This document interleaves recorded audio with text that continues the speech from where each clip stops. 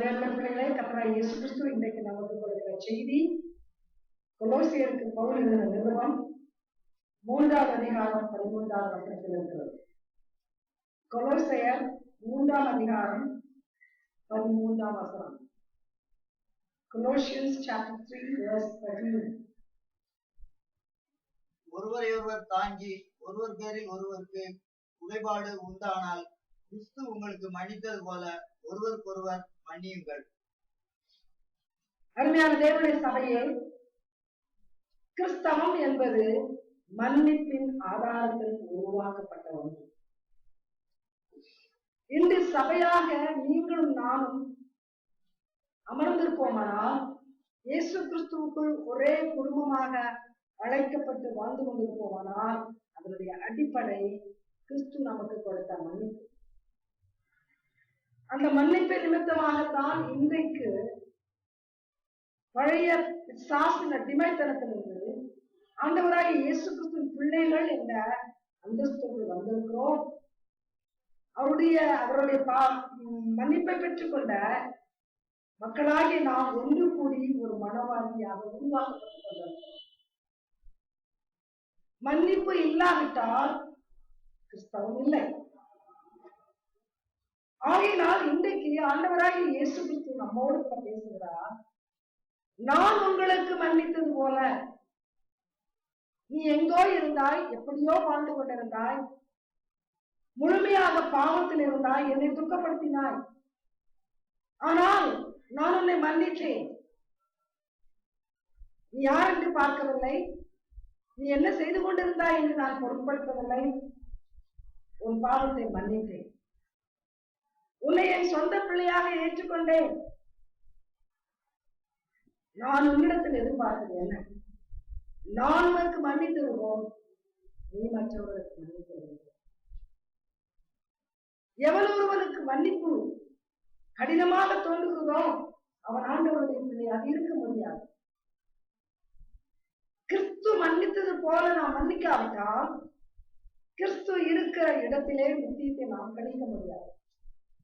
பரலோகம் செல்ல வேண்டும் என்ற ஆவல் இருக்குமானால், நரகத்துக்கு தப்பித்துக் கொள்ள வேண்டும் என்ற ஆவல் இருக்குமானால், கிறிஸ்து மன்னித்தது போல் நாம் மற்றவரை மன்னித்து ஏற்றுக்கொள்ள வேண்டும். இந்த மன்னிப்பில் தான் அனைத்து கிறிஸ்துவின் குண அதிசயங்கள் அடங்கியிருக்கிறது. ஆகினால் நாம் உண்மையான சபையின் மக்களாக இருப்போமானால், இன்றைக்கு கிறிஸ்துவ நமக்கு கொடுத்த மன்னிப்பை நினைவு கூறும்படி ராபோஜன பந்திக்குள் வருவோமானால், நாம் எடுக்க வேண்டிய தீர்மானம் ஒன்று.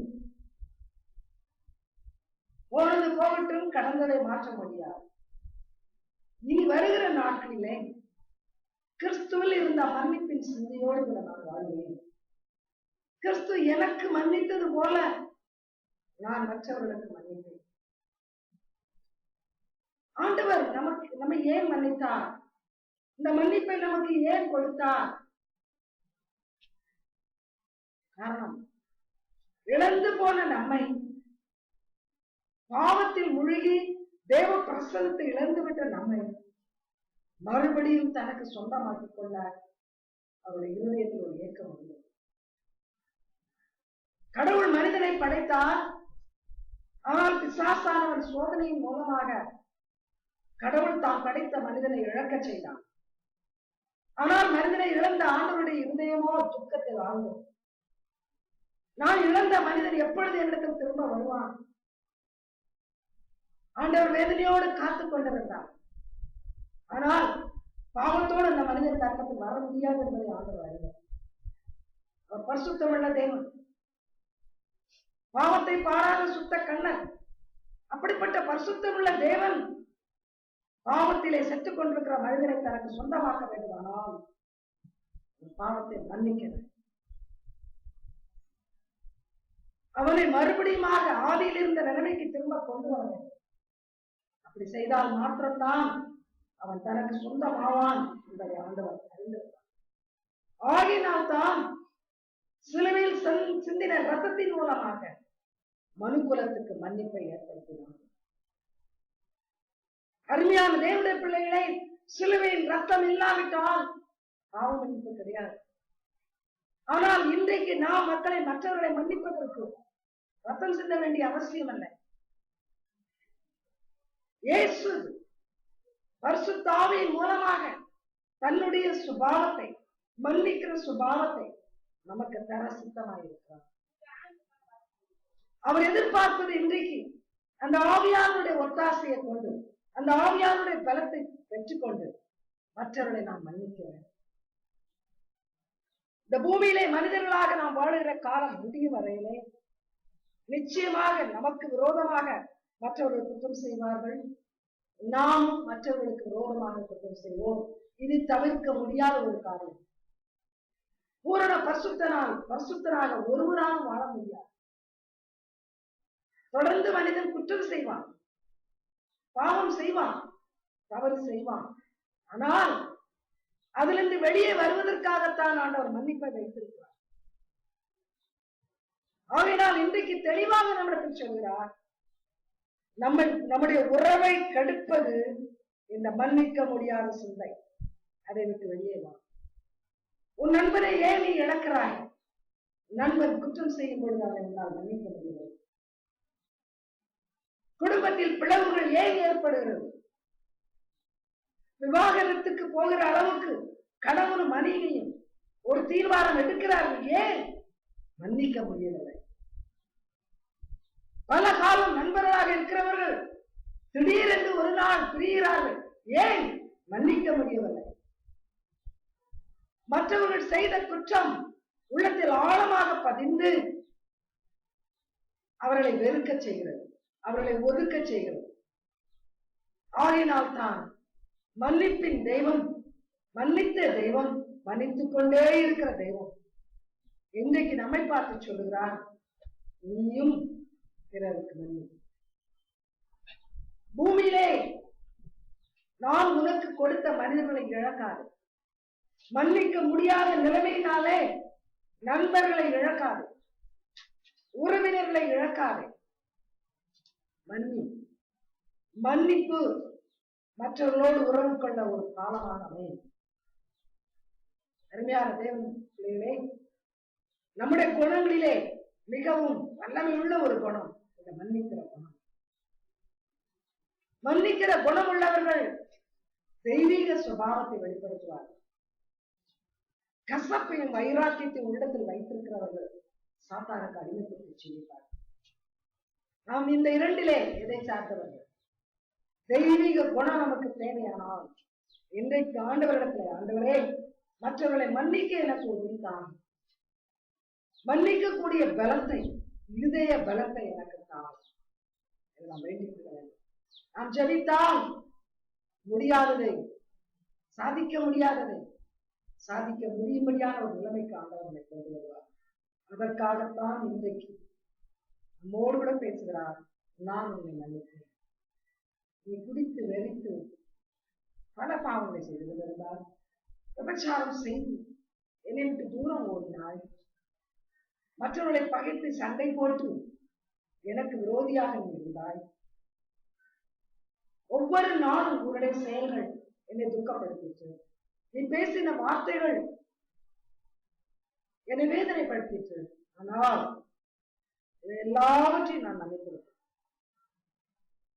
உனக்கு பூரண மன்னிப்பை நான் கொடுத்து விட்டேன். மன்னிப்பை பெற்றுக்கொண்ட நீ மற்றவர்களை மன்னிக்க வேண்டாமா? ஆண்டவரிடத்திலே சொன்னோம், வேறு ஒரு ஆசை இல்லை உண்மை தவிர. இதான் இன்னைக்கு உண்மையாக பாடப்பட்ட ஒரு பாடலாக இருக்குமானால் அவருடைய வாஞ்சியை நாம் நிறைவேற்ற கடமைப்பட்டது. அவர் சொல்லுகிறார், உன் நண்பனை மன்னி, உன் சகோதரனை சகோதரியை மன்னி, உன் அயலகத்தானை மன்னி. யார் உனக்கு எதிராக குற்றம் செய்திருந்தாலும் நிபந்தனை இல்லாத ஒரு மன்னிப்பை அவர்களுக்கு தான். நீ மாறினால் மன்னிப்பேன் என்று சொல்லாது, நீ மன்னித்த பிற்பால் அவன் மாறுவான் என்று ஆண்டவர் சொல்கிறார். ஆகினால் தொடர்ந்து இந்த செய்தி நாம் பார்க்கும் பொழுது ஆண்டவராகிய இயேசு கிறிஸ்து பரிசுத்தாவின் மூலமாக நம்முடைய இருதயத்தில் கிரியை செய்ய நாம் முற்றிலுமாக அவர் தொடர்ந்து செய்தி கடந்து செல்வோம். மத்தேயு 6வது அதிகாரம் மத்தேயு 6வது அதிகாரம் 12வது வசனம். Gospel according to St. Matthew chapter 6 verse 12. எங்கள் கடனாளிகளுக்கு நாங்கள் மன்னிக்கிறது போல எங்கள் கடன்களை எங்களுக்கு மன்னியும். ஆண்டவரிடத்திலே சீஷர்கள் ஜெபிக்க கற்றுத்தார்கள் சொன்னார். ஜெபிக்க கற்றுக் கொடுக்க வேண்டிய அவசியம் இல்லை. ஜெபம் என்பது ஆண்டவரோடு பேசுவது. ஒருவரிடத்தில் பேசுவதற்கு இன்னொருவர் கற்றுக் கொடுக்க வேண்டாம். ஆண்டவரிடத்தில் போய் உம்மிடத்தில் பேச எங்களுக்கு கற்றுத்தாரும் என்று சொன்னார். ஆனால் ஆண்டவர் அந்த சந்தர்ப்பத்தை பயன்படுத்தி அழகான சில சத்தியங்களை ஜெபம் போல அவர்களுக்கு கற்றுக் கொடுத்தார். நாம் இன்றைக்கு பரமண்டலங்களில் இருக்கிற ஜெபம் அல்லது லார்ட்ஸ் பிரேயர் என்று சொல்கிறோம். இந்த ஜெபத்தை அர்த்தமற்ற விதத்திலே அனுதினமும் சொல்கிற மக்கள் உண்டு. ஆலய ஆராதனைகளிலே ஜெபத்துக்கு ஊடாக இந்த ஜெபத்தையும் சேர்த்துக் கொண்டு சொல்வது உண்டு. ஆனால் இதை ஒரு ஜெபமாக ஆண்டவர் கற்றுக்கொள்ளவில்லை, கொடுக்கவில்லை. அவர் எதிர்பார்க்கிற சில காரியங்களை இந்த ஜெபம் என்ற பெயரிலே கற்றுக் கொடுத்தார். அதுல ஒரு முக்கியமான காரியம், எங்கள் கடனாளிகளுக்கு நாங்கள் மன்னிக்கிறோம். This is a confession. It's not a prayer. ஒரு அறிக்கை. கவனியுங்கள், இது பொய்யான அறிக்கையா இருக்க முடியாது. தேவனிடத்திலே நாம் பேசும்பொழுது எங்கள் கடனாளிகளுக்கு நாங்கள் மன்னிக்கிறோம். இந்த கடனாளிகள் யார்? நமக்கு விரோதமான குற்றம் செய்தவர்கள், நம்மை திட்டினவர்கள், நம்மை கோபப்பட்டவர்கள், ஒருவேளை நம்மை பற்றிய தவறான வதந்திகளை பரப்பினவர்கள், ஒருவேளை நம்முடைய பொருட்களை அபகரித்தவர்கள், அவமானப்படுத்தினவர்கள், அடித்தவர்கள், ஏதுவோ ஒரு காரியமாக இருக்கலாம். அப்படி செய்தவர்களை நான் மன்னித்து விட்டேன். ஆகையினால் என்னையும் மன்னியும். ஆண்டவரிடத்திலே ஜெபிக்க போகும் பொழுது என்னை மன்னியும் என்று கேட்க வேண்டும். அதை ஆண்டவர் எதிர்பார்க்கிறார். அனுதினமும் செய்த சிறிய சிறிய தவறுகள், அவரை வேதனைப்படுத்தின சிறிய சிறிய காரியங்கள் ஒவ்வொன்றும் அவரால் மன்னிக்கப்பட வேண்டும். தொடர்ந்து பரிசுத்தமாய் வாழ்வதற்கு தேவன் கொடுக்கிற மன்னிப்பு தேவை. இதை ஆண்டவர் தான் செய்ய முடியும், மனிதர் செய்ய முடியாது. ஆகினால் தான் ஆண்டவர் சொல்லுகிறார், உனக்கு நான் மன்னிப்பு தர வேண்டுமானால் நீ மற்றவரை மன்னிக்க வேண்டும். அதை என்னிடத்தில் அறிக்கை செய். எனக்கு விரோதமாக என் சகோதரர் குற்றம் செய்தான், அவனை மன்னித்து விட்டேன் ஆண்டவரே. என் உள்ளத்தில் அவனுக்கு விரோதமான பகை இல்லை. என் கணவன் என்னை இன்றைக்கு திட்டினான், கேவலமாக பேசினான், அவனை மன்னித்து விட்டேன். நான் உம்மிடத்தில் எனக்கு மன்னிப்பு கேட்கிறேன். என் இருதயத்தில் யாரையும் மன்னிக்காத ஒரு காரியம் இல்லை, எல்லாரையும் மன்னித்து விட்டேன். ஆகினால் உம்மிடத்தில் என்னை மன்னியும் என்று கேட்கிறேன். இந்த ஜெபத்தை ஆண்டவர் கற்றுக் கொடுத்தார். ஆண்டவராகிய இயேசு கிறிஸ்து தான் மன்னிக்க முடியும் என்பதை தெளிவாக நமக்கு போதித்திருக்கிறார். ஆனால் கத்தோலிக்க மதத்தை விட்டு மார்ட்டின் லூத்தர் வெளியே வந்ததுக்கு காரணம் தெரியுமா? அந்த நாட்களிலே மத தலைவரிடத்தில் போய் என்னை மன்னித்து விடும் என்று சொன்னால் அவர் மன்னிப்பு சீட்டை கொடுத்து விடுவாராம். அந்த மன்னிப்பு சீட்டை பெற்றுக்கொண்டவன் கடவுள் சமூகத்தில் ஏற்றுக்கொள்ளப்படுவான் என்ற ஒரு முறையை அந்த நாட்களிலே கத்தோலிக்க மதத்தின் மூலமாக ஏற்படுத்தி பரப்பி வந்தார். இது மக்களுக்கு சுலபமாகிவிட்டது. மகா பாதகத்தை செய்தவன், ஒரு கொலையை செய்தவன் மத குருவினிடத்தில் அறிக்கை செய்தால் அவர் ஒரு சீட்டு கொடுத்து விடுவார். இவன் கொஞ்சம் காசு கொடுக்க வேண்டும், அவர் சீட்டு கொடுப்பார். நீ இனிமேல் கொலையாளி அல்ல, நீ மன்னிக்கப்பட்டிருக்காய், உன் பாவம் தேவ சமூகத்தில் வராது என்று ஒரு தவறான, வேதத்துக்கு விரோதமான ஒரு பொய்யான காரியத்தை கத்தோலிக்க மதம் அறிமுகப்படுத்தினதுனால தான் மார்ட்டின் லூத்தர் அந்த காரியத்தை ப்ரொட்டஸ்ட் பண்ணி புராட்டஸ்டன்ட் என்ற ஒரு சாரார் உருவாகினார். இது பொய், அப்பட்டமான பொய். மனிதன் மன்னிக்க முடியாது. மனிதன் மன்னிப்பு சீட்டை தர முடியாது. குற்றம் செய்தவனுக்கு மன்னிப்பு தேவன் கொடுக்க வேண்டும். எனக்கு விரோதமாக ஒருவர் குற்றம் செய்யும் பொழுது நான் அவர்களை மன்னிக்காவிட்டால் அது தேவனுக்கு விரோதமான குற்றமாய் மாறிவிடும். அருமையான தேவனுடைய பிள்ளைகளே, இந்த சத்தியத்தை தெளிவாக புரிந்து கொள்ள வேண்டும். நான் மற்றவர்களுக்கு மன்னிக்காவிட்டால் அந்த மன்னியாமை தேவனுக்கு விரோதமான ஒரு குற்றம். அப்படி இருக்கும் பொழுது நான் தேவ சமூகத்தில் போய் அவருடைய இரக்கத்தையோ அனுகிரகத்தையோ பெற்றுக்கொள்ள முடியாது. தேவனுடைய இரக்கம் இல்லாமல், அவருடைய தயவு இல்லாமல் நாம் இந்த பூமியிலே வாழ முடியாது. நமக்கு தேவ தயவு தேவை, அவருடைய இரக்கம் கிருபை தேவை. அதை பெற்றுக்கொள்வதற்கு நிபந்தனை மற்றவர்களுக்கு நன்றி. இது எவ்வளவு அவசியம் என்று நாம் இன்னைக்கு உணர்வோம். ஒருவேளை இப்பொழுது ஒரு சில நிமிடங்கள் நாம் சிந்திக்க ஆரம்பித்தால் எத்தனை தரம் நம்முடைய உள்ளத்திலே மற்றவர்களை மன்னிப்பதற்கு ஒரு சிந்தை கிடையாது. அந்த மன்னிப்பதை ஒரு ஸ்ட்ரகிளாகவே நாம் பார்க்கிறோம். struggling to forgive others. ஏன் அப்படி? தேவாதி தேவன் தன்னை தாழ்த்தி பூமியில இறங்கி வந்து நம்மை மன்னித்தார். இந்த தாழ்மைக்கு முன்னால் இந்த மன்னிப்புக்கு முன்னால் ஒரு தாழ்மை இருந்தது. தன்னுடைய எல்லா மகிமையையும் விட்டு அவர் பூமிக்கு இறங்க வேண்டியதாயிற்று. எதற்காக? மனிதனை மன்னித்து தனக்கு சொந்தமாக்கிக் கொள்வதற்காக. ஆனால் நம்மால் இன்றைக்கு மன்னிக்க முடியவில்லை. ஏன்? நான் என்னை எப்படி தாழ்த்துவேன்?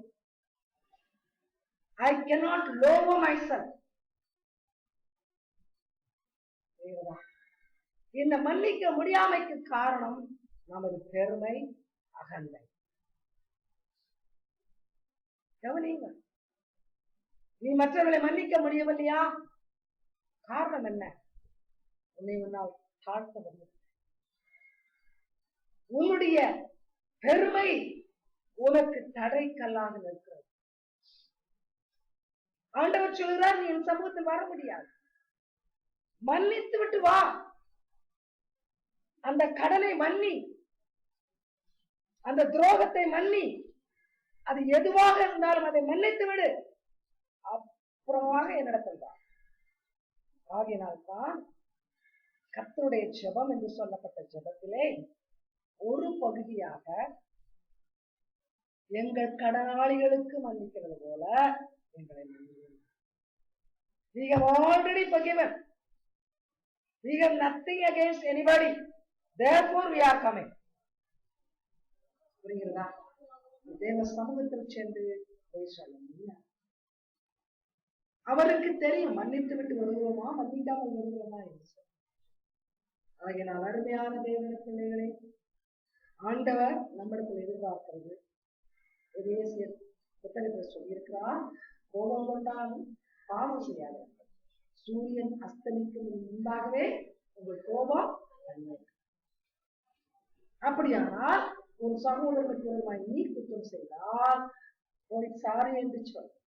அவன் உனக்கு எதிராக குற்றம் செய்திருந்தால் நான் உன்னை மன்னித்தேன் என்று சொல். பிற்பாடு தூங்க சொல். இரவிலே நித்திரைக்கு முன்பாக இருதயம் சுத்தமாகும். பகைகள், விரோதங்கள், தவறுகள், இட்ஸ் a two-way experience. மன்னிக்கப்படட்டும், மன்னிப்பை பெற்றுக்கொள், மன்னிப்பை கொடுத்து. தேவனுடைய பிள்ளைகளை, இது ஆண்டவர் இன்றைக்கு ஒவ்வொரு கிறிஸ்தவனிடத்தில் எதிர்பார்க்கிறார். இந்த சுபாவம் இல்லாவிட்டால் கிறிஸ்தவனாய் இருக்க முடியாது. அடுத்து ஒரு காரியத்தை அவர் சொல்லுகிறார். சில வேளைகளில் நான் என்ன சொல்லுகிறோம், அவன் செய்த குற்றம் அவ்வளவு பெரிய குற்றம், அதை என்னால் மன்னிக்க முடியுமா? குற்றத்துக்கு ஒரு அளவை நாம் வைத்தோம். ஏதோ ஒரு அடி கொடுத்தான் பரவாயில்லை, அவன் என்னை கொலை செய்ய வந்தானே, அது எவ்வளவு பெரிய குற்றம். கவனிங்க, குற்றத்துக்கு ஒரு அளவு சொல்கிறோம். How big, how small. அப்பொழுது ஆண்டவர் திரும்பி சொல்வார், நீ செய்த குற்றங்களை நான் அளந்து கொண்டிருந்தால் அது அளவுக்கு அடங்காதே. பாவ மன்னிப்பை நீ பெற்றுக்கொண்ட நாள் வரையிலே நீ செய்த குற்றங்கள், ஒவ்வொரு துரோகம், அதை நான் அளந்து கொண்டிருந்திருப்பேன். ஆனால் நான் எப்படி உன்னை மன்னிக்க முடியும்? கவனியுங்கள், ஒருவேளை என் பக்கத்தில் இருக்கிற சகோதரனை நான் திட்டுகிறேன், அவன் மேல் கோபப்படுகிறேன், ஒருவேளை நான் அவனை சபிக்கிறேன், இது ஆண்டவருக்கு விரோதமாக செய்யப்பட்ட ஒரு குற்றம். ஏன் என்றால் என்னுடைய சகோதரன் என்னுடைய பிள்ளை. இந்த பூமியிலே இருக்கிற சகோதரர்கள் ஆண்டவருடைய பிள்ளை. ஆண்டவர் தன்னுடைய ஒரு பிள்ளையை இன்னொரு பிள்ளை திட்டுவதற்கோ தாழ்வாக நடத்துவதற்கோ அனுமதிக்க மாட்டார். அப்படி தவறி செய்திருந்தால் மன்னிப்பு கேட்க வேண்டும், மன்னிக்க வேண்டும். இது அவருடைய விருப்பம், இதுவே அவருடைய கட்டளை. ஆகினால் தான் சொல்கிறார், நான் மன்னிப்பது போல என்று என்று வந்து சொல்லுவாயனா நான் உனக்கு மன்னிப்பேன். மன்னித்து விட்டு நான் மன்னிப்பது போல என்று சொல்லுவாயானால் உன்னை மன்னிப்பேன். ஆனால் அந்த மன்னிப்பை மற்றவர்களுக்கு, என்னால் படைக்கப்பட்ட உன்னுடைய சகோதரனுக்கு நீ கொடுக்காத வரையிலே உன்னை என்னால் மன்னிக்க முடியும். என் பிள்ளையை நீ துக்கப்படுத்தி இருக்கிறாய், என் பிள்ளையை நீ வேதனைப்படுத்தி விட்டாய்.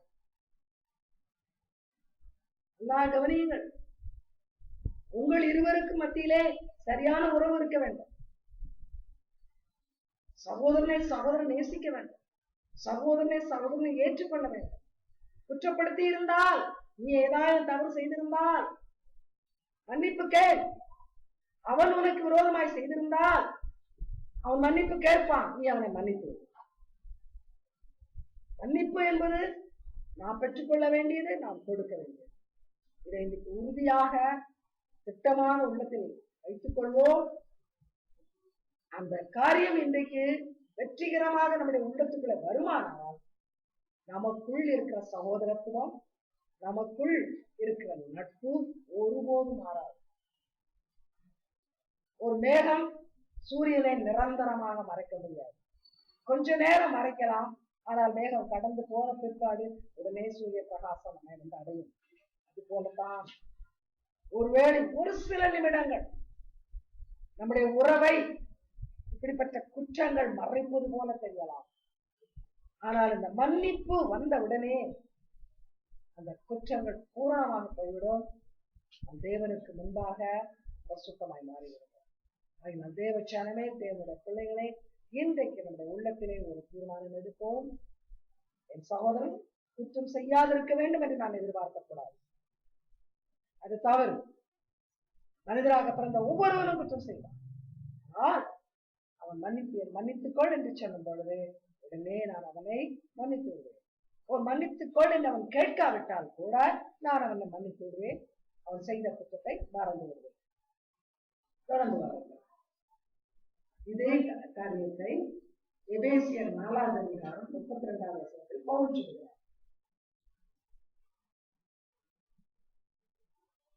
ஒருவருக்கொருவர் தயவாயும் மன உருக்கமாயும் இருந்து கிறிஸ்துவுக்குள் தேவன் உங்களுக்கு மன்னித்தது போல நீங்களும் ஒருவருக்கொருவர் மன்னியுங்கள். தயவாகவும் மன உருக்கமாகவும் இருங்கள். இந்த ரெண்டு காரியத்தை மிக ஆழமாக அறிந்து கொள்ளும்படியாக ஆண்டவர் சொல்கிறார். தயவாக, ஒருவன் குற்றம் செய்த உடனே நமக்கு பயங்கர கோபம் வருது. அந்த இடத்தில் நான் இருந்திருந்தால் நான் என்ன செய்திருப்பேன்? குற்றம் செய்தவனுடைய இடத்தில் நான் இருந்தால் நான் எப்படியாக ரியாக்ட் பண்ணியிருப்பேன்?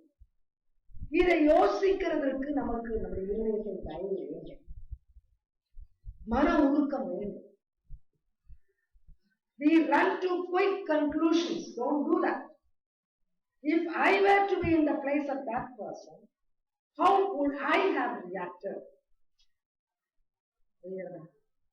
அந்த மனிதனுடைய இடத்தில் நான் இருந்தால் அந்த சூழ்நிலையில் அந்த மனநிலையில் நான் என்ன செய்திருப்பேன்? ஒருவேளை இதைத்தான் செய்திருப்பேன், இதை விட மோசமாக இதாயும் செய்திருப்பேன். அதுதான் தயவு. Be compassionate to understand the situation the person is put into. புரியுதா? நாம் அந்த வார்த்தைகளை கேட்டவுடன் கோபப்படுகிறோம், செயலை பார்த்தவுடன் கோபப்படுகிறோம். ஆனால் அந்த இடத்தில் நான் இருந்திருந்தால்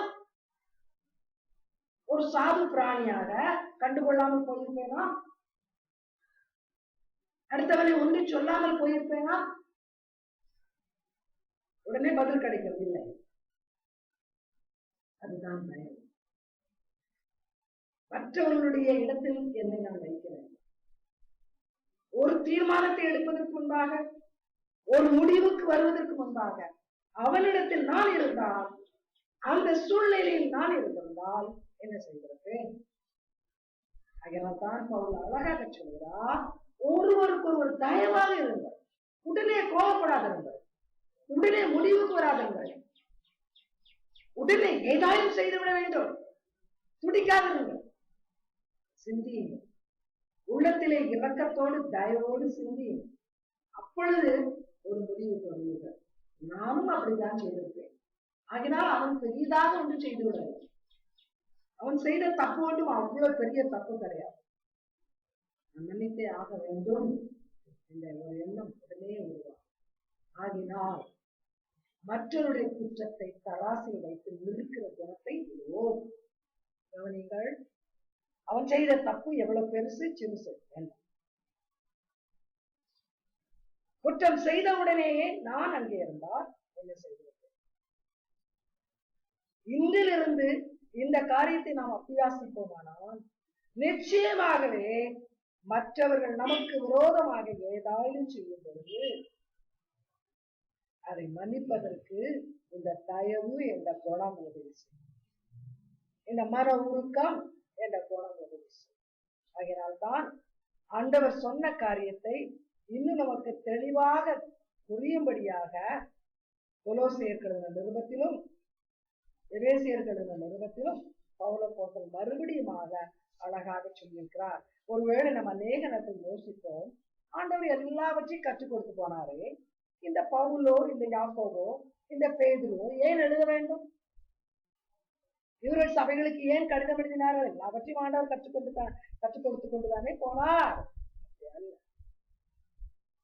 அநேக காரியங்களை ஆண்டவர் போதிக்கும் பொழுது மக்கள் அங்கே இருந்ததை கேட்கவில்லை.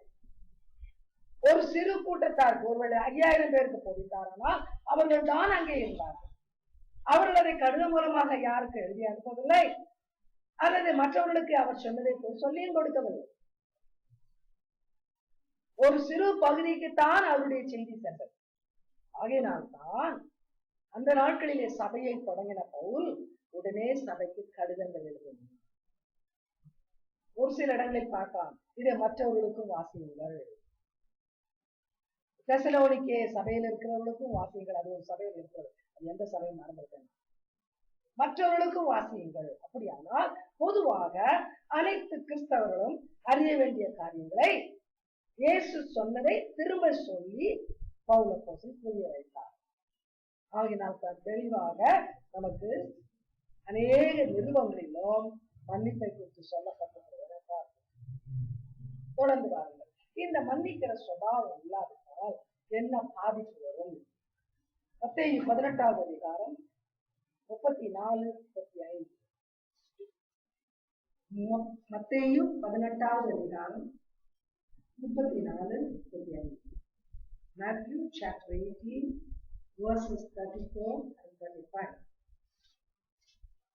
அவனுடைய ஆண்டவன் கோபமடைந்து அவன் பட்ட கடன்களை எல்லாம் தனக்கு கொடுத்து தீர்க்கும் அளவும் உபத்திரவக்காரர்களிடத்தில் அவனை ஒப்பு கொடுத்தான். நீங்களும் அவனவன் தன் தன் சகோதரன் செய்த தப்பிதங்களை மனப்பூர்வமாய் மன்னியாமற் போனால் என் பரமபிதாவும் உங்களுக்கு இப்படியே செய்வார் என்றார்.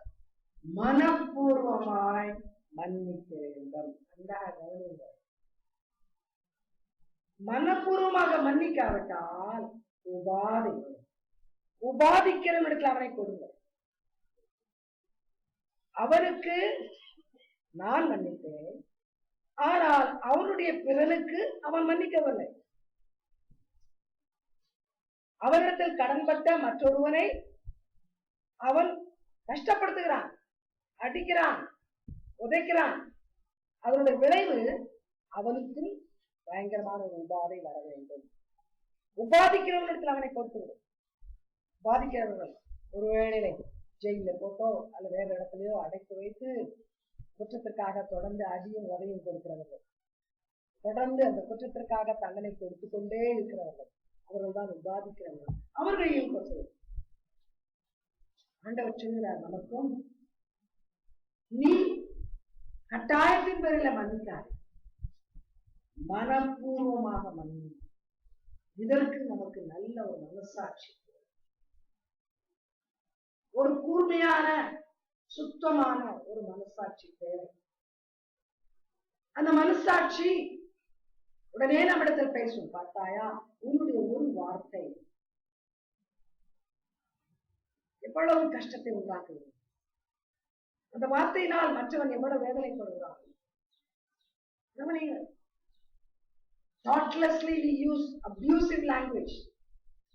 How that will hurt the next person, we don't think.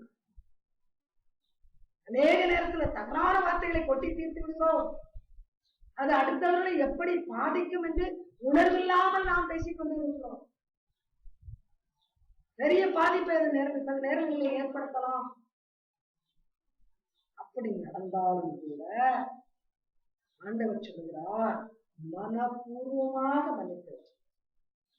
நடந்த குற்றம் உனக்கு எவ்வளவு பாதிப்பை ஏற்படுத்தி இருந்தாலும் அதனால் நீ எவ்வளவாக பாதிக்கப்பட்டிருந்தாலும் அதை மறந்துவிட்டு, என் உள்ளத்தின் ஆழத்திலிருந்து நான் உன்னை மன்னிக்கிறேன், இந்த குற்றத்தை குறித்த எந்த ஒரு சோடும் என் உள்ளத்தில் கிடையாது, பூரணமாக என் உள்ளத்தை விட்டு எல்லாவற்றையும் எடுத்து போட்டு விட்டேன், முழு மனதோடு நான் உன்னை மன்னிக்கிறேன் என்று நாம் மற்றவர்களுக்கு சொல்ல வேண்டும். அப்படி சொல்லாமல் மற்றவருடைய கட்டாயத்தின் பேரில் பெயரளவில் நான் மன்னித்து விட்டேன் என்று சொல்லி உள்ளத்திலே குற்றத்தை வைத்திருப்போமானால் ஆண்டவர் சொல்கிறார், உபாதிக்கிற இடத்தில் கொடுக்கப்படுவோம். அப்படியானால் நரகத்திலே தள்ளப்படுவோம். கம்பல்ஷன்னால சில நேரத்துல போ ஐயப்பட்டு சரி போ நான் மன்னிச்சேன், அது உண்மையான மன்னிப்பாங்க. அது வெறும் வார்த்தை மன்னிக்கிறது, ஆனால் உள்ளத்திலே இன்னும் தழும்புகள் இருக்கிறது, அந்த சுவடு இருக்கிறது. ஆகியதான் ஆண்டவர் சொல்கிறார், மன்னிப்பு நாவிலிருந்து அல்ல, எங்கிருந்து புறப்பட்டு வர வேண்டும், மனதிலிருந்து புறப்பட்டு வர வேண்டும். நீ உன் நாவு பேசுவதை உன் மனது அங்கீகரிக்கட்டும். கவனியுங்கள், அநேக நேரத்திலே நாவுக்கு ஒரு கட்டளை கொடுப்போம், சொல்லிவிடு. மனதினுடைய அங்கீகாரத்தை பெறாமலேயே நாவு பேசும். நம்மள நிறைய பேர் அப்படித்தான். அநேக வார்த்தைகளை சொல்லுவோம், உணர்ந்து சொல்ல மாட்டோம். அந்த வார்த்தைகள் உள்ளத்தின் ஆழத்திலிருந்து வராது, வெறும் நாவில் இருந்து மாத்திரம் புறப்பட்டு வரும். ஆனால் ஆண்டவர் சொல்லுகிறார், நாவிலிருந்து புறப்படுகிற வார்த்தை மனதிலிருந்து வந்து நாவை தொட்டு பேசப்படும். புரிகிறதா?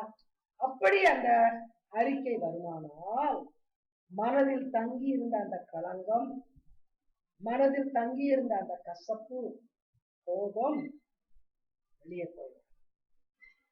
அது மறுபடியும் அங்கே தங்க முடியாது. அதற்கு அந்த இடத்திலே வேலை கிடையாது. அருமையான பேருடைய பிள்ளைகளை ஆண்டவர் சொல்லுகிறார், அந்த நாளிலே நம்மிடத்தில் அநேக வேலைகளிலே நீ பேசுவது இன்னதென்று அறியாமல் பேசிக் கொண்டிருக்கிறாய், நீ செய்வது இன்னதென்று அறியாமல் செய்து கொண்டிருக்கிறாய். அது உன்னை எப்படி பாதிக்கும், மற்றவர்களை எப்படி பாதிக்கும் என்பதை உணராமல் செய்து கொண்டிருக்கிறாய். ஆனால் இன்றைக்கு உனக்கு நான் அறிவுரை சொல்கிறேன், மனதின் ஆழத்திலிருந்து அதை வெளியே வீணான குரோதங்களை, விரோதங்களை, பகைகளை வைக்காதே. அடுத்தவனை மன்னி, அடுத்தவனிடத்தில் மன்னிப்பு கேள். யாரை துக்கப்படுத்தினாயோ மனப்பூர்வமாக நான் உன்னை மன்னித்தேன் என்று சொல். உன்னை தாழ்த்தி நீ மன்னிப்பு கேள். ஆண்டவர் இன்றைக்கு சொல்வது, do not go one step further before you reconcile with your brother. சகோதரனோடு கூட மன்னிப்பை கேட்டு ஒப்புரவாக முன்பாக அடுத்த அடி எடுத்து வையாது. கவனிங்கள், ஏதேன் தோட்டத்தில் ஆதாம் செய்த பாவம் சாதாரண பாவம் அல்ல. பழத்தை தின்னதை பற்றி நான் சொல்லவில்லை. பழத்தை சாப்பிட்டது ஒரு சாதாரண காரியம். ஆண்டவர் இதை செய்யாதே என்று சொல்லியிருக்கிறார். அந்த காரியத்தை பிசாசு செய்ய என்று சொன்னார். ஆண்டவருக்கு கீழ்ப்படியாமல் பிசாசுக்கு கீழ்ப்படிந்தது மகா பெரிய பாதக செயல். அது சாதாரண குற்றம் அல்ல. ஆண்டவர் தெளிவாக சொன்னார், உனக்கு எல்லாமே நான் தருவேன், எது எப்பொழுது வேண்டுமோ நான் கொடுப்பேன், நான் உன்னை பராமரிப்பேன், நீ என்னை நம்பு, பூரணமாக என்னை சார்ந்து. ஆனால் தந்திரமாக வந்து பிசாசானவன் ஆண்டவரை பொய்யராக்கி தன்னை தான் மெய் பேசுவது போல நடித்தான். உடனே ஆண்டவர் சொன்னது எல்லாவற்றையும் மறந்து பிசாசுக்கு கீழ்ப்படிந்தான், பாவத்தில் விழுந்தான். இருப்பினும் அவ்வளவு பெரிய பாதகத்தை, அவ்வளவு பெரிய நம்பிக்கை துரோகம் செய்த காரியத்தை மன்னிப்பதற்காகத்தான் தன் ஒரே குமாரனை சிலுவைக்கு பிதாவானவன். இதை விட பெரிய குற்றத்தை நமக்கு விரோதமாக யார் செய்திருக்க முடியாது? எதிர்க்க முடியாது. இது மகா பெரிய துரோகம். நேசிக்கப்பட்டு உருவாக்கப்பட்டு நேசிக்கப்பட்டு பராமரிக்கப்பட்டு அனுதினம் அன்பை பெற்றுக்கொண்டு வாழ்ந்த ஒரு மனிதன் ஒரு சத்துருவினிடத்துல ஆண்டவருக்கு விரோதமான ஒரு ஒப்பந்தம் செய்திருந்தார். எவ்வளவு பெரிய துரோகம்!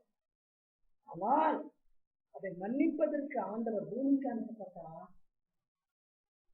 பரலோக மேன்மையை தொடர்ந்து 33 வருடம் சாதாரண மனிதனாக he had to limit himself. Everything was so perfect in heaven, but he had to leave everything, come into the sinful world. How he had to humble himself. எதற்காக? சிலுவையின் ரத்தத்தின் மூலமாக மனிதனை மன்னிப்பதற்கு. 33 long years. ஒரு மன்னிப்புக்காக ஏதேன் தோற்றத்திலே செய்யப்பட்ட அந்த பாதகத்தை மன்னிப்பதற்காக ஆண்டவர் இறங்கி வந்து 33 வருடங்கள் இந்த பூமியிலே எல்லா மனிதனை போல ஒரு சாதாரண வாழ்க்கை வாழ்ந்து இதுவிலே சிலுவைக்கு சென்றார். எவ்வளவு பெரிய ஒரு மன்னிப்பு, இவ்வளவு பெரிய குற்றத்தை ஆண்டவர் மன்னித்திருக்கிறார். ஆகினால் தான் ஆண்டவர் சொல்லுகிறார், அவன் செய்த குற்றம் பெரியது, பெரிய குற்றம், அதை நான் எப்படி மன்னிப்பது? Don't say that. Don't ever say that. ஒரு நாளும் அப்படி சொன்னார். என்ன ஒரு காரியமாக இருந்தாலும் ஆண்டவர் உன்னை மன்னித்ததை விட அது பெரிய காரியமாக, உன் பாதகத்தையும் உன் துரோகத்தையும் அவர் மன்னித்ததை விட நீ கொடுக்க போற மன்னிப்பு பெரிய மன்னிப்பு. ஆகினால் மனப்பூர்வமாக மன்னிக்கிறது. இந்த மன்னிக்கிற சுபாவம் அப்படி மனப்பூர்வமாக வருமானால் இன்னொரு நாள் நீ அன்னைக்கு அப்படி செய்திய இன்னைக்கு இப்படி செய்திய சொல்றதுக்கு ஏதுராதபடி எல்லாம் வருவது. அது பழையதை நாம் மறுபடி பேசுவதற்கு ஒரு சந்தர்ப்பமே வரும். தொடர்ந்து வரும் உபாதை வரும் என்று ஆண்டவர் சொல்கிறார். அடுத்து என்ன சொல்கிறார்? மத்தேயு 5ஆம் அதிகாரம் 23-24 வசனம். மத்தேயு 5:23-24. 23-24. Gospel according to St. Matthew, chapter 5, verses 23 and 24. ஆகையால் நீ பலிபீடத்தினிடத்தில் உன் காணிக்கையை செலுத்த வந்து உன் பேரில் உன் சகோதரனுக்கு குறை உண்டென்று அங்கே நீ நினைவு கூர்வாயாக. அங்கே தானே பலிபீடத்தின் முன் உன் காணிக்கையை வைத்து விட்டு போய் முன்பு உன் சகோதரனோட ஒப்புரவாகி பின்பு வந்து உன் காணிக்கையை செலுத்து. ஆண்டவர் சொல்லுகிறார், மற்றவர்களோடு கூட உறவிலே ஒரு பிளவு ஏற்பட்டிருக்குமானால் மன்னிப்பை கொடுக்காமல் மன்னிப்பை பெற்றுக் கொள்ளாமல் காணிக்கை செலுத்த வராது. அநேக நேரத்திலே இந்த நவீன உலகத்திலே நாம் செய்கிற பாவத்தை மறைப்பதற்கு காணிக்கை போட்டுவிட்டால் போதும். மக்கள் அதிகமாக காணிக்கைகளை கொடுக்கிறார்கள். எதற்காக? நான் செய்ததெல்லாம் ஆண்டவர் மறந்து விடுவார். You cannot bribe God. மனிதனுக்கு போய் எதையோ கொடுத்து அவனை திருப்திப்படுத்தி நிலைமையை மாற்றலாம். ஆண்டவருக்கு நிறைய காணிக்கையை கொடுத்து அவரிடத்துல மன்னிப்பை பெற்று விடலாம், நல்மதிப்பை பெற்று விடலாம். என்னுடைய குற்றத்தினுடைய உக்கிரம் குறைந்துவிடும். நினைக்க கூடாது. ஆண்டவர் சொல்லுகிறார், உன் உள்ளத்தில மன்னியாத சிந்தை இருக்குமானால் நீ கொடுக்கிற ஒரு காசையும் நான் ஏற்றுக்கொள்ளலாம். உன் காசு எனக்கு வேண்டாம், உன் பணம் எனக்கு வேண்டாம். நீ பெரிய காணிக்கையை கொடுப்பாயோ, உன்னையே காணிக்கையா கொடுப்பாயோ, அது எனக்கு வேண்டாம். அந்த காணிக்கையை விட பெரிய உன் சகோதரனோடு கூட நீ ஒப்புரவாக. உன் சகோதரனை மன்னிப்பது உன் சகோதரனிடத்தில் மன்னிப்பை பெற்றுக்கொள். தெளிவாக தெரிந்து கொள்வோம். இன்றைக்கு கிறிஸ்தவத்திலே இந்த மாதிரியான காரியங்கள் எல்லாம் கொஞ்சம் கூட நாம் சிந்திக்காத காரியங்களாக மாறிவிட்டோம். சாதாரணமாக, சர்வசாதாரணமாக ஆலயத்துக்கு செல்லும், ஏதோ ஒரு காணிக்கையை போட்டு வருவோம், ஏதோ ஒரு நல்ல காரியத்தை செய்து விட்டேன், ஒரு நாடும் அப்படி நம்மை நாம ஏமாற்றிக் கொள்ளும். அதனால்தான் ஆண்டவர் சொன்னால், உன் நினைவுகள் என் நினைவுகள் அல்ல. நீ காணிக்கையை கொடுத்து என்னை திருப்திப்படுத்தி விடலாம், அதன் மூலமாக பாவம் போய்விடுவது நினைக்கிறாய். அப்படி அல்ல. உன் காணிக்கை என்னிடத்தில் உனக்கு தயவை பெற்றுக் கொள்கிறார். ஆனால் உன் உள்ளத்தில் உள்ள தூய்மை என்னிடத்தில் தயவை பெற்றுக் கொள்கிறார். ஆகினால் காணிக்கையை கொண்டு வருவதற்கு முன்பாக உன் சகோதரனை முதலாவது மன்னிக்கும். காலையிலே உன் சகோதரனோடு சண்டை போட்டிருப்பாயானால் ஆலயத்துக்கு வந்து காணிக்கப்படுகிறது.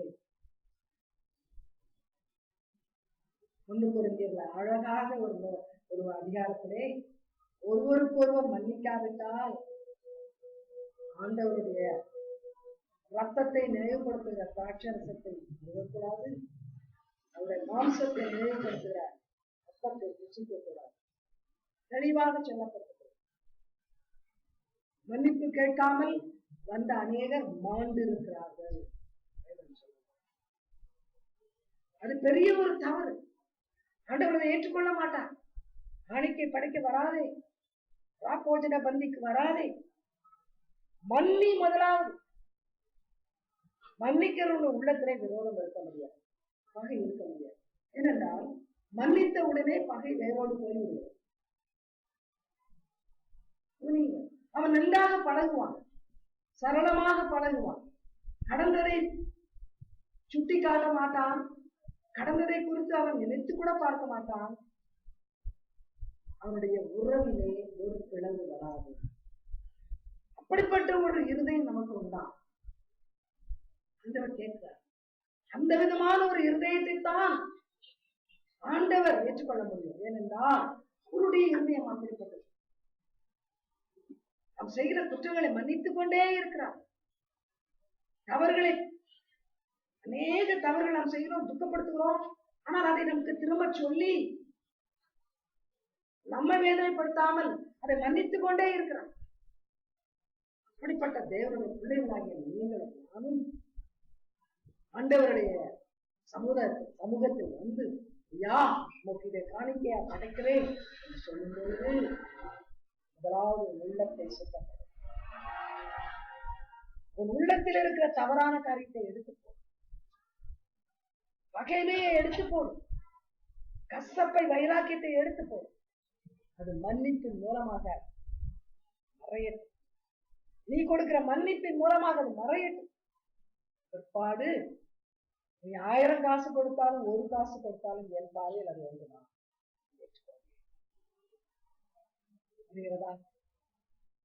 அநேக காரியங்களை நாம் புரிந்து கொள்ள முடியாத காரியங்களை ஆவியானவர் கற்றுக் கொடுக்கிறார். அதை கேட்கிறோம், மனதில் வைப்போம், நடைமுறைப்படுத்துவோம். அடுத்து மன்னியாவிட்டால் என்ன நடக்கும்? மத்தேயு 6வது அதிகாரம் 5வது வசனம்.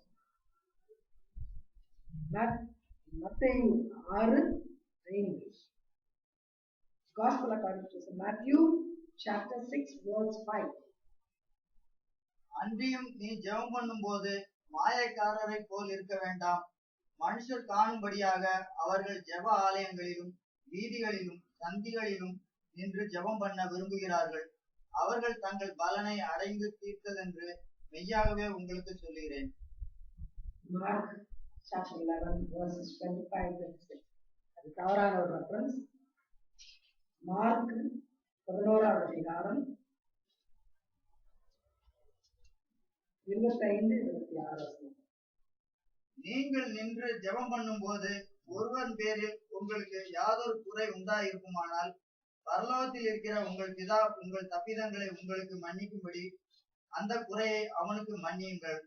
நீங்கள் மன்னியாதிருப்பீர்களானால் பரலோகத்தில் இருக்கிற உங்கள் பிதாவும் உங்கள் தப்பிதங்களை மன்னியாதிருப்பார் என்றார். நாம் மற்றவர்களுக்கு மன்னிக்காவிட்டால் பரமபிதா மன்னிக்க மாட்டார். அதனால்தான் ஆண்டவர் சொல்லுகிறார், எந்த நேரத்தில் நீ என்னிடத்தில் செபிக்க வரும்பொழுதும்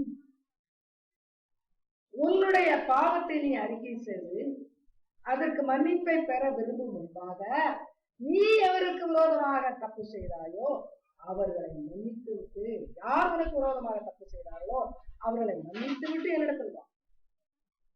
நீ மன்னித்து விட்டு என்னிடத்தில் மன்னிப்பு கேள். கவனிங்கள், ஜெபம் என்பது ஒருவேளை நாம் சரியாக ஜெபிக்கிறோமோ ஜெபிக்கவில்லையோ, சரியான ஜெபம் முதலாவது ஆண்டவரை துதிப்பது, 2வது ஆண்டவருக்கு நன்றி சொல்லுவது, 3வது நம்முடைய தப்பிதங்களை அறிக்கை செய்வது, 4வது தான் வேண்டுதல்களும் விண்ணப்பங்களையும் தெரிவிப்பது. சரியான பிரயாணம். ஜெபிக்கிற முறை அது. துதிக்க வேண்டும், நன்றி செலுத்த வேண்டும், பாவ அறிக்கை செய்ய வேண்டும், பிற்பாடுதான் தேவைகளை ஆண்டவருக்கு சொல்ல வேண்டும்.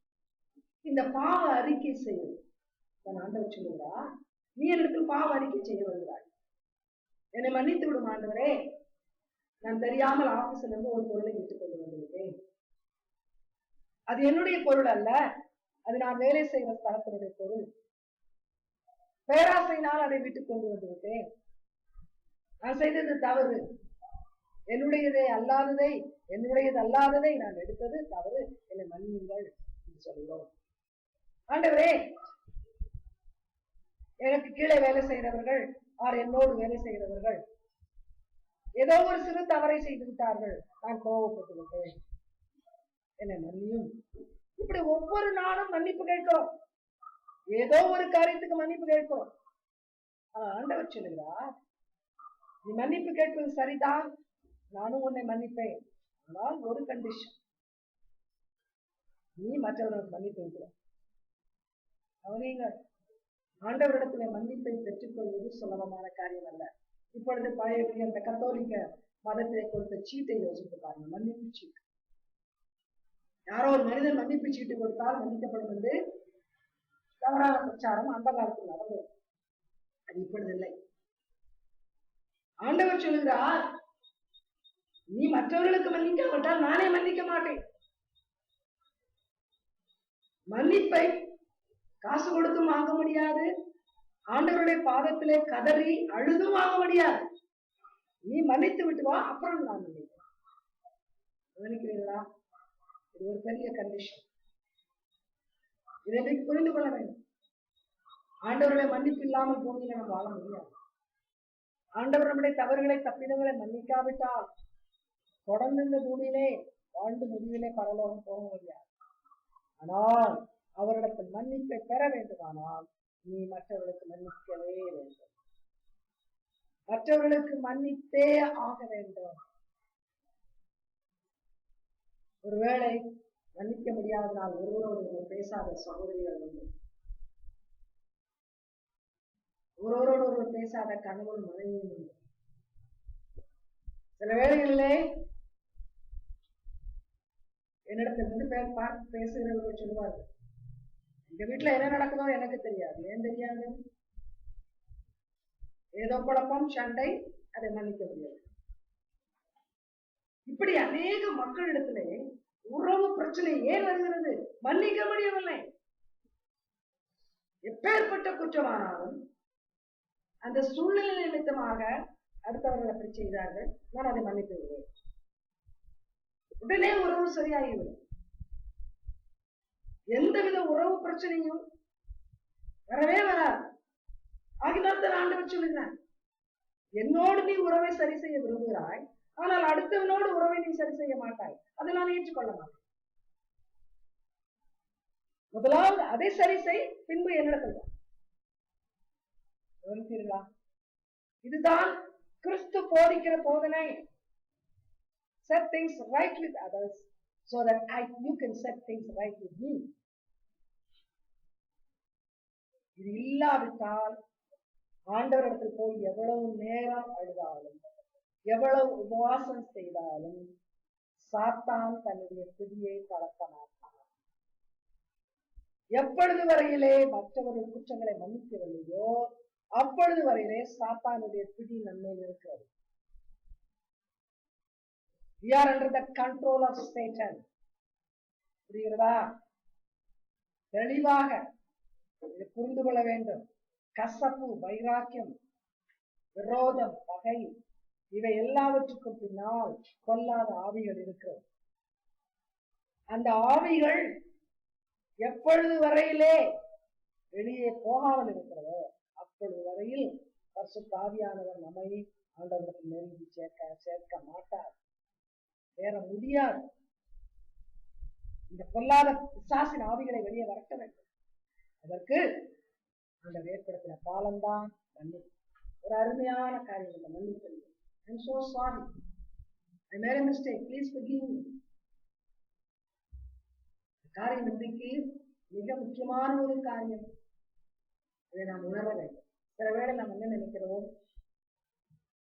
சில பேர் மன்னித்து விடுவார்கள். உடனே நாம் என்ன சொல்றோம், அது இறந்த மாடு, அதுக்கு உண்மை சொல்ல கிடையாது. அவர்கள் மெக்னானிமஸ் நினைக்க மாட்டோம். ஒரு நல்ல இருதயத்து நிமித்தமாக மன்னிக்கிறார்கள் என்று நினைக்க மாட்டோம். அது சொரணை இல்லாதது, ஆனால் தான் அது போகுது. இது நம்ம கொடுக்கிற ஒரு எக்ஸ்பிளனேஷன். மன்னிக்கிறவன் தான் தேவனுடைய சமூகத்தில் பெரியவன்.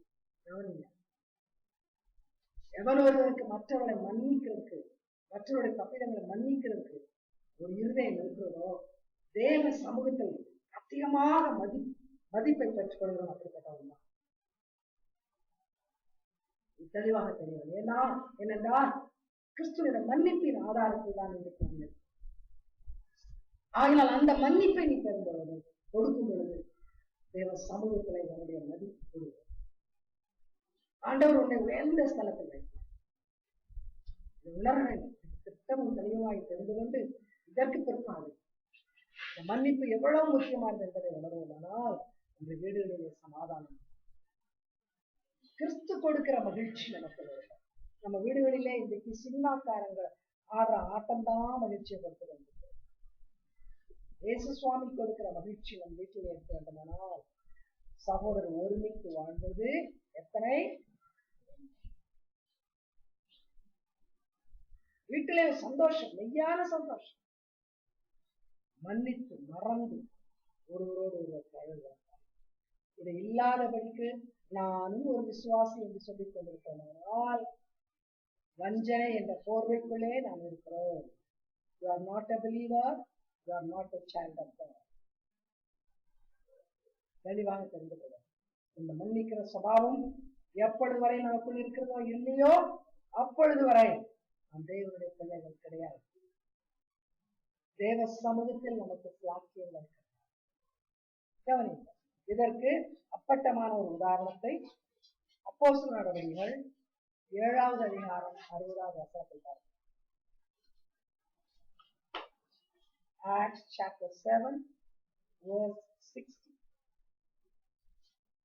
அவனோ முழங்கால் படியிட்டு, ஆண்டவரே, இவர்கள் மேல் இந்த பாவத்தை சுமத்தாதிரும் என்று மிகுந்த சத்தமிட்டு சொன்னான். இப்படி சொல்லி நித்திரை அடைந்தான். ஸ்தேவானை குறித்து சொல்லப்பட்டிருக்கிறது. தொடர்ந்து கற்களை எரிந்தார்கள். கவனிங்கள், அவன் ரத்தம் சரீரத்திலிருந்து சொட்டு சொட்டாக முழுமையாக வெளியே வரும் வரையிலே கற்கள் விழுந்து கொண்டே இருந்தது. He was stoned to death. வேற எந்த ஒரு பாதிப்பும் இல்லை, வெறும் கற்களே. அப்படியானால் சரீரத்திலிருந்து அத்தனை ரத்தமும் வெளியேறும் வரையிலே கற்கள் விழுந்து கொண்டே இருந்தது. இருப்பினும் கடைசியில் என்ன சொல்கிறான்? இந்த பாவத்தை அவருடைய சுமத்தாது. இப்படிப்பட்ட ஒரு நிலைமையிலே இந்த மன்னிப்பு ஜெபத்தை, இப்படிப்பட்ட ஒரு ஜெபத்தை அவன் ஏறெடுக்காவிட்டால் தேவ சமூகத்தில் அவன் போய் இருக்க முடியாது. அவன் உணர்ந்தான், தேவன் உணர்ந்தான். அவன் ஒரு பரிசுத்தவன், அவன் ஒரு நல்லவன், வசனங்களை கடைபிடித்து அதை அறிந்து போதித்தவன், சாட்சியாக வாழ்ந்தவன். ஆனால் கடைசி நிமிஷத்திலே விரோதமாக பாவம் செய்தவர்களை மன்னிக்காமல் பரலோகத்திலே சென்று சாக்கியத்தை தர முடியாது என்று அறிந்து கடைசி நிமிஷத்தினோட மன்னித்து விடுவாங்க. நான் என் உள்ளத்திலே களங்கமில்லாமல் வர வேண்டும், என் உள்ளத்திலே குற்ற உணர்வு இல்லாமல் நான் வர வேண்டும். இவரெல்லாம் மன்னித்து, நான் மன்னித்து விட்டேன். அடுத்து பாருங்கள், யோசேப்பை குறித்து பார்க்கிறேன்.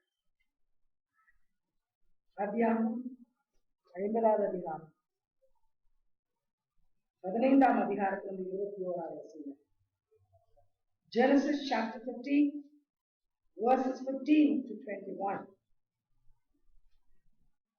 தங்கள் தகப்பன் மரணம் அடைந்ததை யோசேப்பின் சகோதரர் கண்டு, ஒருவேளை யோசேப்பு நம்மை பகைத்து நாம் அவனுக்கு செய்த எல்லா பொல்லாங்குக்காகவும் நமக்கு சரிக்கு சரி கட்டுவான் என்று சொல்லி யோசேப்பின் இடத்தில் ஆள் அனுப்பி, உம்முடைய சகோதரர் உமக்கு முன்பாக பொல்லாங்கு செய்திருந்தாலும் அவர்கள் செய்த துரோகத்தையும் பாதகத்தையும் நீர் தயவு செய்து மன்னிக்க வேண்டும் என்று உம்முடைய தகப்பனார் மரணம் அடையும் முன்னே உமக்கு சொல்லும்படி கட்டளையிட்டார்.